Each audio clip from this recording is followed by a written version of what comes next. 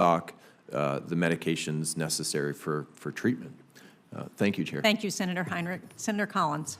Thank you, Madam Chair. Welcome, Mr. Attorney General. I very much appreciated hearing the update on the effectiveness of the straw purchasing and gun trafficking provisions that Senator Heinrich and I authored, and so I won't have to ask you about that issue. I do want to turn to a very serious and confounding problem that the state of Maine is experiencing, particularly in our rural communities. Chinese nationals are establishing and operating illegal marijuana growing operations. I first raised concerns about this problem in June of 2022. Thanks to the work of some enterprising Maine journalists, we now know that there are more than 200 such operations operating in houses across our state. And by the way, those houses are forever ruined by the operations, and that contributes to our housing shortage as well. Last month, I asked the FBI director about this matter during his open testimony before the Senate Intelligence Committee.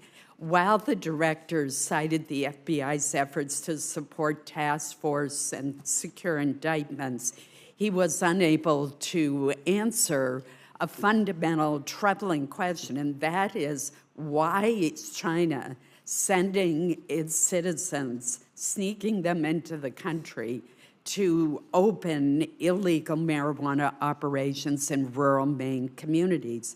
Just recently, 3 Chinese nationals were apprehended as they crossed the border illegally in northern Maine. Now, we've had a tremendous effort by state, county, and local law enforcement to identify and start shutting down these illegal operations. But there are very clear federal interests here, particularly with respect to national security. 2 days ago, your Office of Legislative Affairs finally responded to 4 inquiries that I had sent to the department on this topic. But unfortunately, the response letter provided almost no substantive information on whether the department is making this a priority, working with state, local, and county law enforcement, and exploring the national security implications. And I do recognize there's a limit to what you can say in a letter of that sort. But General Garland, what are the Criminal Division, the National Security Division, and the U.S. Attorney's Office in Maine doing to address these illegal growing operations? And in particular, what are they doing to support the tremendous but under-resourced effort at the state, county, and local level? Senator, you've raised a serious problem. It's not only a Maine problem. So DEA is reporting that there are transnational criminal organizations in some 20 states that are, it's not so much grow houses, but illegal marijuana grows. I know specifically with respect to Maine that DEA and the FBI are working with the IRS and the Department of Homeland Security as well as local law enforcement to investigate those illegal grows. I also know that the U.S. Attorney in Maine has made this a priority for her office. In most cases, I recommend talking to the Office of Legislative Affairs, but I know you are very well synced up with the U.S. Attorney's office there, and they obviously have more very specific Maine information.